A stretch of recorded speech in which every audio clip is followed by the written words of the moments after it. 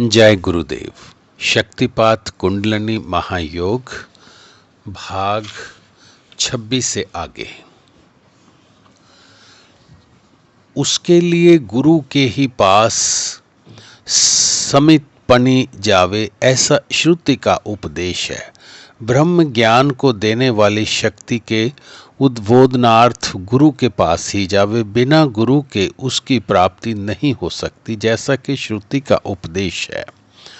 कर्मकांड द्वारा प्राप्त होने वाले लोगों की परीक्षा करके ब्राह्मण वैराग्य ग्रहण करे, क्योंकि कर्म द्वारा मोक्ष नहीं मिलता। उसे पाने के लिए हाथ में समिधा लेकर ऐसे ही गुरु के पास जावें जो श्रोत्रिय और ब्रह्मनिष्ठ हो। ब्रह्म विद्या की प्राप्ति के लिए विषयों से उदासीन होकर गुरु के पास जाने का उपदेश किया गया है। पूर्व काल में सब ऋषि यज्ञ किया करते थे, इसीलिए शिष्य दीक्षानार्थ हाथ में समिधा लेकर गुरु के पास जाता था। आजकल यज्ञ आदि करने की प्रणाली न रहने से पत्र, पुष्प, फल आदि ले जाने चाहिए, खाली हाथ नहीं जाना चाहिए।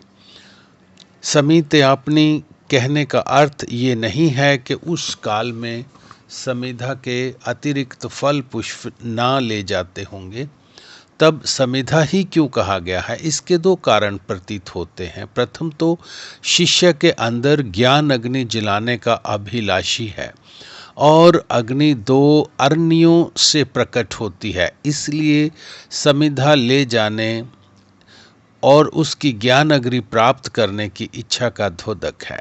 गुरु को उत्तराग्नि एवं शिष्य को अधराग्नि से अपना दी जाती थी, उपमा दी जाती थी, क्योंकि दोनों में ब्रह्म विद्या रूपी अग्नि प्रकट होती है और उसका कर्म भावी संतानों में चलता है। दूसरा अभिप्राय ये भी दिखता है कि शिष्य गुरु की छोटी से छोटी अर्थात लकड़ी काट कर लाने तक की भी सेवा करने में अपना गौरव समझता है। ब्रह्म गुरु ब्रह्मनिष्ठ भेद करने वाला और शक्तिपात करने में समर्थ होना चाहिए। ब्रह्मनिष्ठ जो जचित हो, अर्थात जिसका चित्त एकाग्र अवस्था में रहकर बाहरी स्थिति में रहता हो, ब्रह्म स्थिति में रहता हो। ब्रह्मी स्थिति का वर्णन श्री भगवान ने गीता के द्वितीय अध्याय के अंत में स्थित प्रज्ञ अथवा समाधि सत्य की व्याख्या करते हुए किया है। जो छहों चक्रों का भेद कर सके वही भेदक कहलाता है। शक्तिपात करने को अनुग्रह और रोक देने को निग्रह कहते हैं। निग्रह से शिष्य के वेग को कम किया जा सकता है। गुरु के लिए अनुग्रह करने का सामर्थ्य जितना आवश्यक है उतना ही निग्रह करने का भी है, क्योंकि कभी कभी अधिक वेग हो जाने पर उसको कम करने की भी ज़रूरत पड़ जाती है। ऐसा ही गुरु शिष्यों के वेग को संयम में रख सकता है। गुरु शिष्य की परीक्षा करके ही दीक्षा देवे। यदि अयोग्य हो तो दीक्षा ना दे, उसको योग्य बनने के लिए समय दें। समय पाकर पका हुआ फल अच्छा होता है, इसलिए शीघ्रता करना उचित नहीं। शक्तिपात एवं दीक्षा। शक्तिपात करना ही दीक्षा देना है। शक्ति का प्रवाह एक मनुष्य से दूसरे मनुष्य तक दो प्रकार से होता है, स्पर्श द्वारा और बिना स्पर्श के।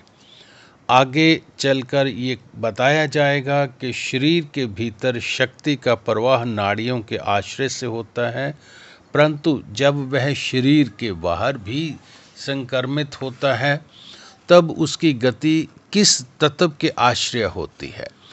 यह अग्नि ताप के सदृश चारों ओर फैलती है अथवा एक स्थान से दूसरे स्थान को धारा रूप में चलती है। धारा रूप में चलती है।